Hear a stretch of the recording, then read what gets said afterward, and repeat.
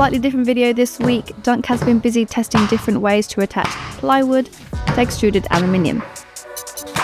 And in this video, he'll do an in-depth comparison of the pros and cons of each method.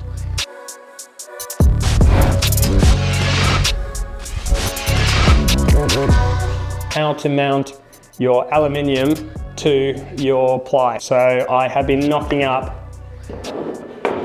quite a few prototypes of different ways to do this, and they all have benefits and downsides. Looking online and other builds, other professionals, and just general advice I could find, there doesn't seem to be a clear-cut way to mount your ply to extruded aluminium. There's a couple of different options, so I figured I would break them down, go through their benefits and drawbacks, and then where I might use different methods throughout the van depending on use cases. There are 3 options, 4 versions, but 3 options. The first one is using a strong bonding adhesive like this Stixall, which is it says extreme power, bonds and seals virtually everything. Using that, gluing it on, and that gets a really nice strong hold, not gonna come off. The second is using L brackets, which I have bolted through my extruded aluminium again, and then you can just screw directly into your ply.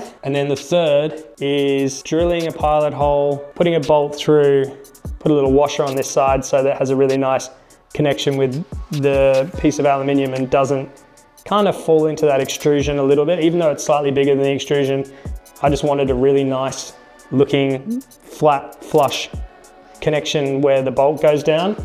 And then on the other side, I've drilled and then inserted these little threads which screw into the ply, and then I can just bolt straight in using that thread. And then the variation of that, which I am going to rule out for now, countersinking into your ply and then drilling down through with one of these hex-headed bolt screws through my extruded aluminium and then the other side. Now obviously I wouldn't use a long piece like this. I would have it so that it barely comes out the other side, but still goes through both these sections because I want as much strength from the screw going through this as possible. Any way you cut it, there would still be some sort of point. Even though it'll be hidden in this extrusion, it'll be sticking out, and that to me doesn't mentally feel calming and flush. It kind of means that if you ever looked at it, you go, looks a little bit janky and like he hasn't thought this through. It's the only option where you can kind of screw from the outside of your ply down into your aluminium and then take things up really easily. So I haven't ruled it out entirely, because there may be some sections where I do want to just be able to lift the floor quickly, like over our water tank, if we ever needed quick access to check our water tank for leaks or anything like that. This would be the quickest way to actually access it. So the first option, which is using our strong bonding adhesive, which really doesn't want to come off, to mount directly to the ply. The strong pros of this, although this is an 18mm piece of ply, it does mean that we could use as thin a ply as you want really for your wall. So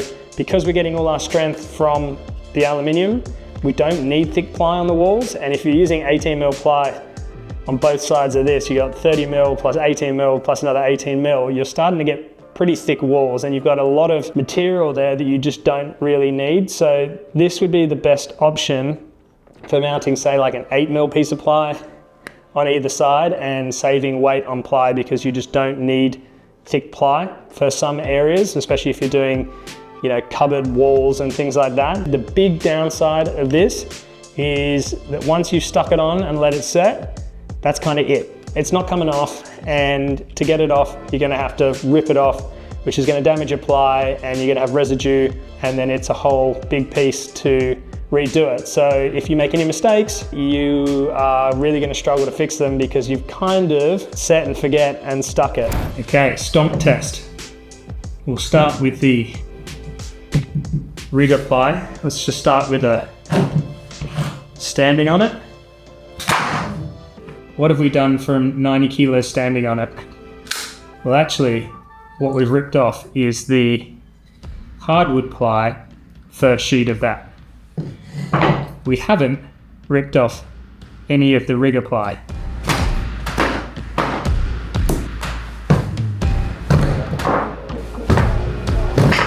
Okay, that rigger ply really does hold. That hardwood ply came off relatively easy because it stripped that layer of ply that it was sealed to off the wood.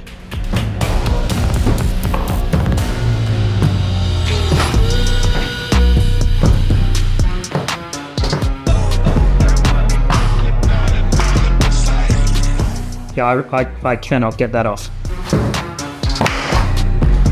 So what have we learned from that? Potentially just the ply sheet is not as good as using a piece of the sealed rigger ply.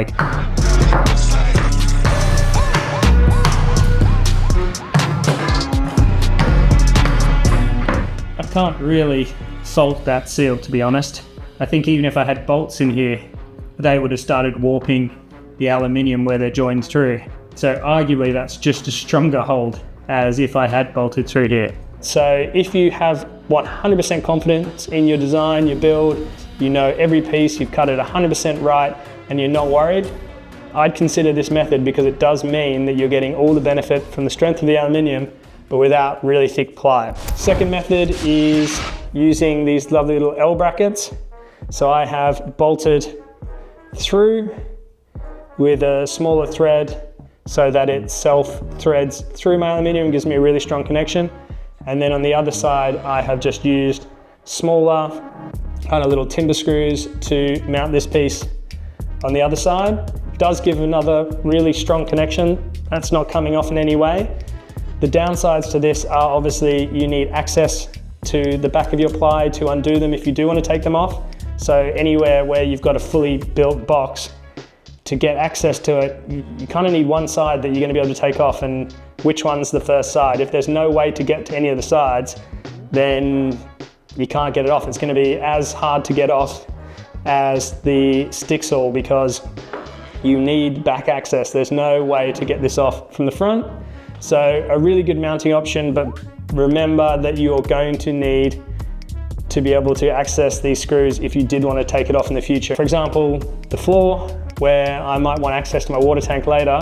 To get access to the floor piece, you need some sort of side access, and you might need to take off a side, a floor, and then another piece to get to where you actually wanted to be. So it sounds like a really good option for being able to take everything apart again, but if you don't have access to the underside, it's kind of stuck on, it's there. So you may actually have been better off just sticking it down because you'd save a whole lot of time and material from the start if you're going to go with this method and not have access to the back of your ply. Third option, this is bolting through my extruded aluminium again, and I've used a little washer here so that my hex head bolt sits really nice and flush, and that has a really strong hold against this. Once again, it's really strong connection. And then on the other side, I've used a little insert thread, which I drilled a pilot hole for, then screw it in.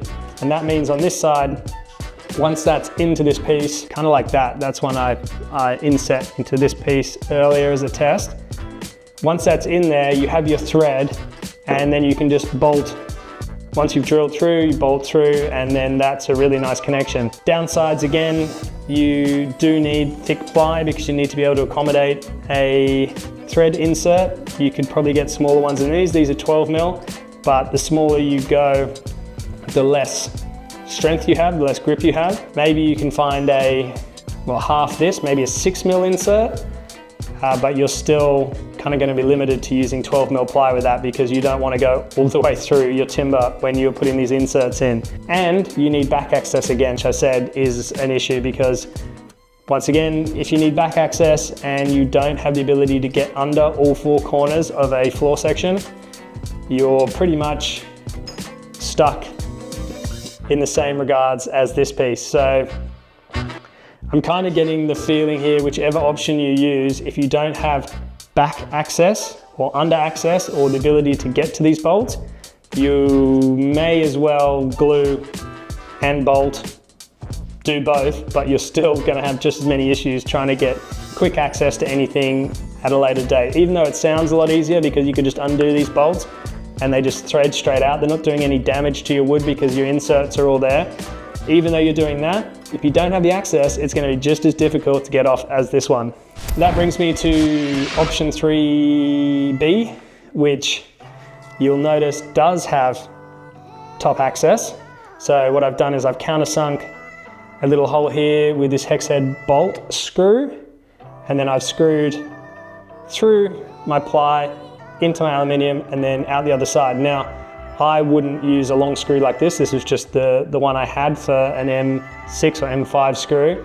I would use a screw that actually only goes, so it pokes out just on the other side in this extrusion, so there's no, you know, tip visible or anything to cut yourself on. However, downsides are that you would still, looking at the back of this, see screws through your extrusion. If anyone's ever looking at the back of your build, then they might think it looks a little bit janky.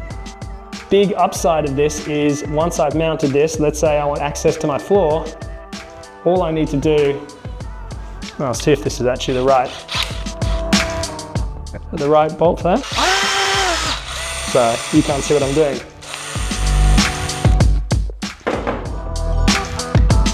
But come straight out and then I can lift my timber off. So if you are gonna need quick access to a floor section, a method like this, obviously using a smaller screw, might be your best option because you can easily undo that and then pull your ply off and then have access wherever. They're my 4 options for fixing my ply in. And as you can see, it's kind of horses for courses. It depends on how much access you have, depends on if you're going to want to lift those sections up in future to check anything underneath.